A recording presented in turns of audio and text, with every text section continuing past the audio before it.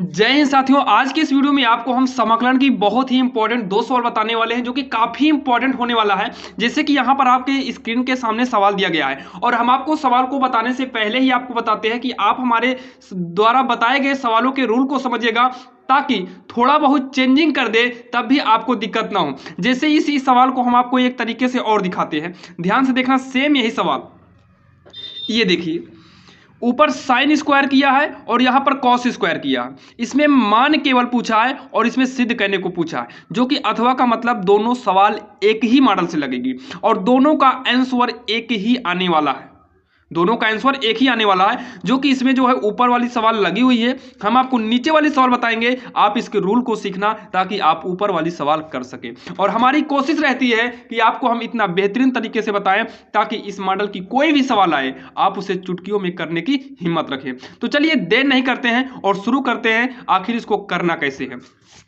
आपको हम कई बार बताए हैं, जब भी आपको सिद्ध करने वाली सवाल आए तो सबसे पहले आप लिखिएगा माना आई बराबर, अब लेफ्ट हैंड साइड को ले लीजिए, क्या है 0 से लेकर पाई बाई 2 है और cos square x D x है, पूरे के बटे में साइन यक्स प्लस में कॉस यक्स है।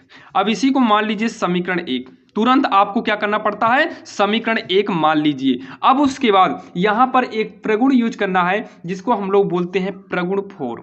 तो यहां पर लिखेंगे प्रगुण 4 से, आपको कुछ नहीं करना है, केवल प्रगुण 4 से लिखकर एक कामा लगा के छोड़ देना है। अब यहां पर लिखिएगा आई बराबर इंटीग्रल है 0 से लेकर पाई बाई 2, यहां पर कॉस है तो लिखेंगे कॉस स्क्वायर। अब जहां पर यक्स है थोड़ा सा यहीं पर आप कर दीजिए चेंज।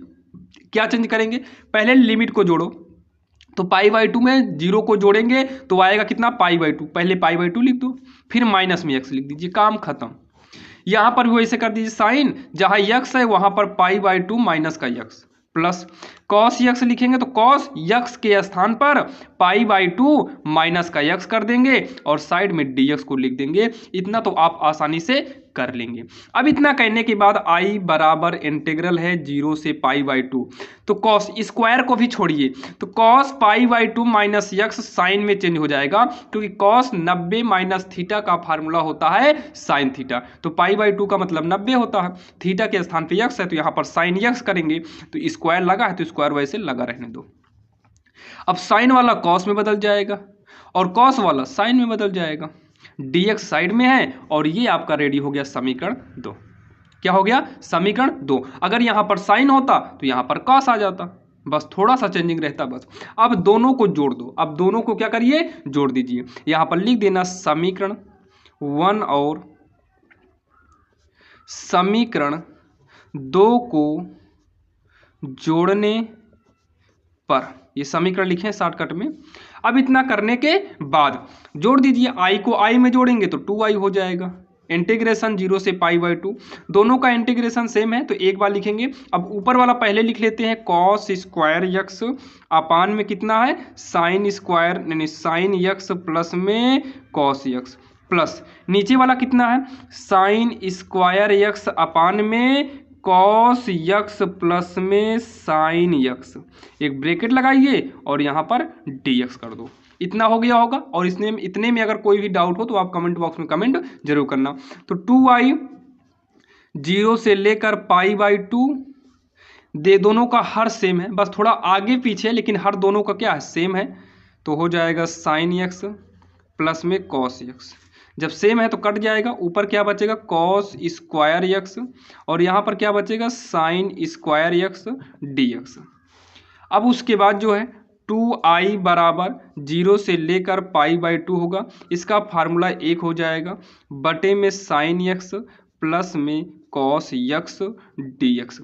अब इतना करने के बाद अब इसको हमें अलग से सॉल्व करना पड़ेगा। अब इसको सॉल्व करने के लिए देखिए ऊपर कुछ भी नहीं है, नीचे है, तो नीचे जो है इसका कोई फार्मूला नहीं बनेगा। आप कुछ ऐसा करिए कि ये ऊपर भाग जाए, कहाँ भाग जाए, ऊपर भाग जाए। इसके लिए आपको क्या करना है, इसके लिए 2i लिखेंगे इक्वल, 2i इक्वल। अब यहां पर क्या करेंगे, पाई बाई 2 लिखिए, 0 लिखिए, इसमें 1 अपान अच्छा, साइन और कॉस, जैसे साइन 0, साइन 30, साइन 45, 60, 90 में कोई ऐसी वैल्यू है क्या जो दोनों का मान सेम दे? तो आप कहेंगे हाँ, साइन 45 का मान होता है, साइन 45 कॉस 45 सेम होता है 1/√2। तो आप कुछ मत करिए, 1/√2 से भाग दे दो। साइन एक्स प्लस में यहाँ पर भी 1/√2 कॉस एक्स, 1/√2 से भाग दिए हैं, तो इसका कॉमन लेने के बाद काटने के लिए यहाँ 2 कर देते हैं ताकि कॉमन लेकर कट भी जाए। मैथ में आप कुछ भी मानिए, लेकिन उसका ठोस रीजन होना चाहिए। आप कॉमन लेके काट देंगे, आपकी फिर से वही सवाल आ जाएगी। यहाँ तक कोई भी दिक्कत आपको नहीं हुई होगी। अब इसके बाद जब सॉल्व करेंगे आगे, तो हो जाएगा 2i इंटीग्रल π/2 0, इस 2 को बाहर निकाल दो, 1/√2 हो जाएगा। 1/√2 जो है ये साइन में आप इसका मान ले लीजिए। तो पहले हम कॉस वाले को लिख देते हैं, कॉस वाला प्लस में है तो कॉस लिख दीजिए आप पहले। इसी का मान क्या होता है, π/4 होता है, तो कॉस π/4, इसको आप कर दीजिए कॉस एक्स प्लस, अब इधर करिए साइन 45 यानी कि π/4 और साइन एक्स, ये आप फार्मूला बन जाएगा, dx हो गया। अब उसके बाद जो है ये होगा 2i इक्वल 1/√2 इंटीग्रल 0 से लेकर π/2 है 1/, ये कॉस से कॉस बी वाले फार्मूले से बनेगा, तो ये कॉस a माइनस बी बनेगा। तो यहाँ पर आप 2 तरीके से लिख सकते हो, π/4 माइनस एक्स कर दीजिए या फिर x माइनस π/4 कर दीजिए। तो हम यहाँ पर x माइनस π/4 कर रहे हैं, आगे पीछे कर लेना, इसको कॉस a मानिए, b इसको मानिए, a इसको मानिए, b इसको मानिए, इस तरीके से आप कर सकते हैं। तो ये हो गया कॉस x माइनस π/4। एक फार्मूला यहीं पर लिख दे रहे हैं ताकि आपका डाउट क्लियर हो जाए।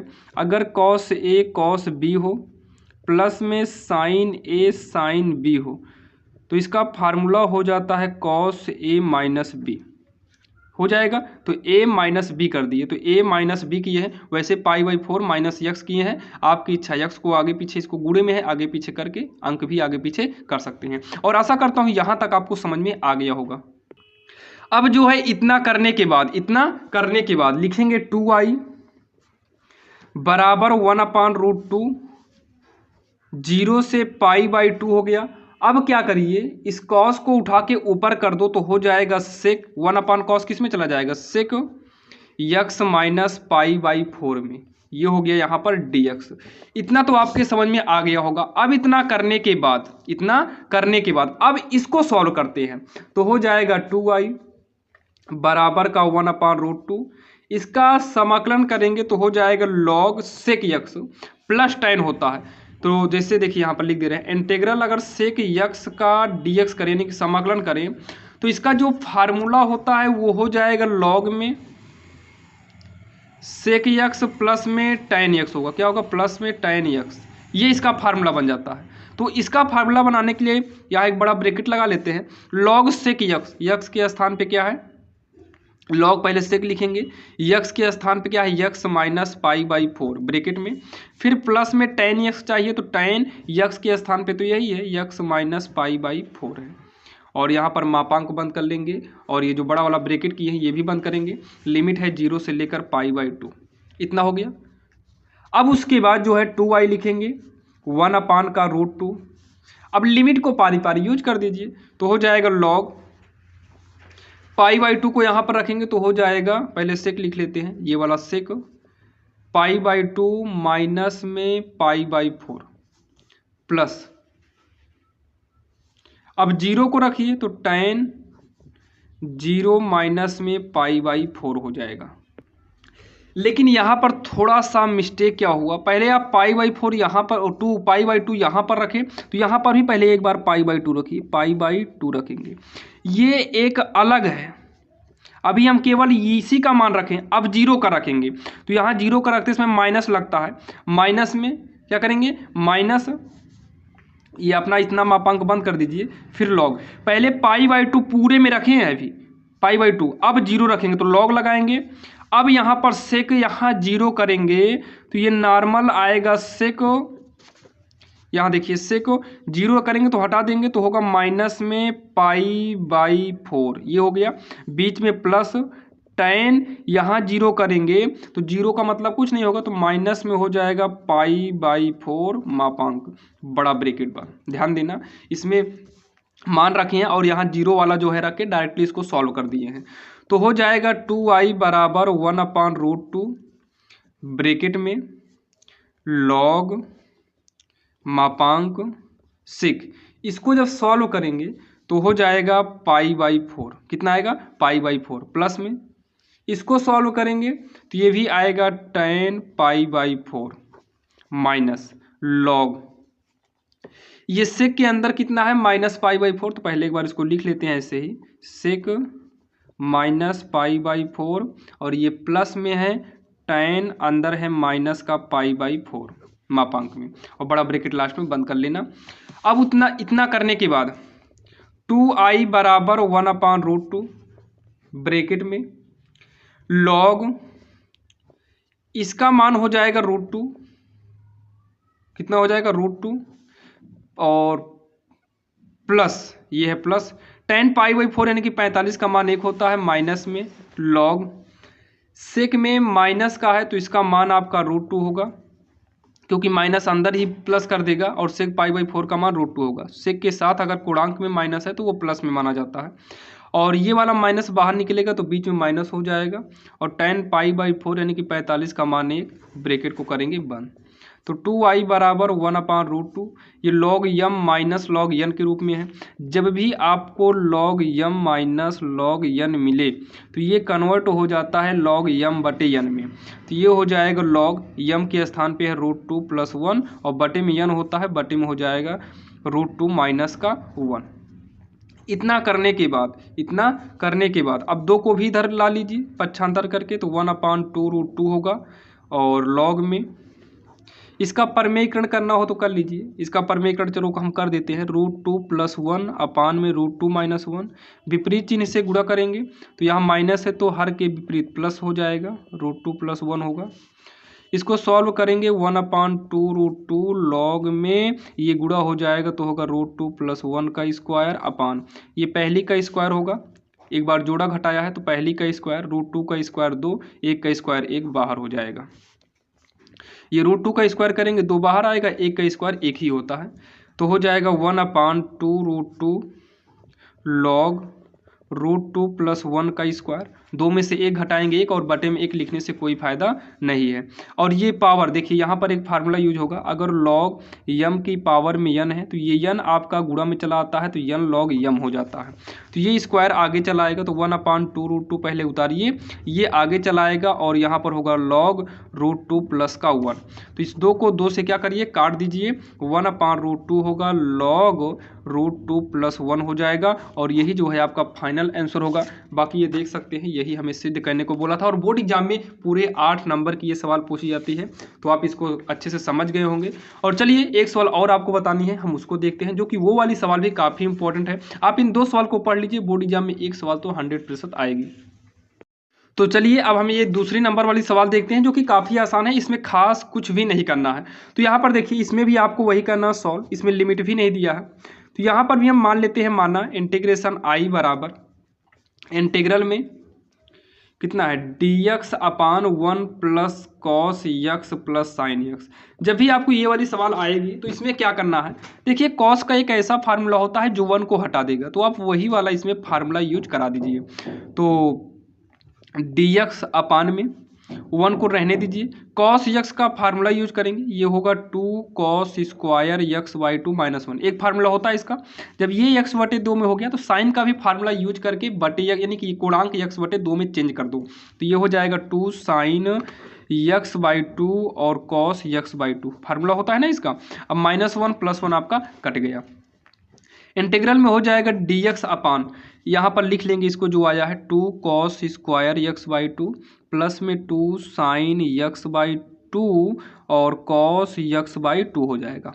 इतना करने के बाद इंटीग्रल dx, इन दोनों में से कॉमन क्या हो रहा है, देखिए 2 कॉमन हो रहा है और cos x/2 कॉमन हो रहा है, तो जब कॉमन लेंगे तो अंदर बचेगा केवल cos x/2, प्लस में cos x/2 गया और 2 भी गया, बचा है sin x/2, ये हो गया।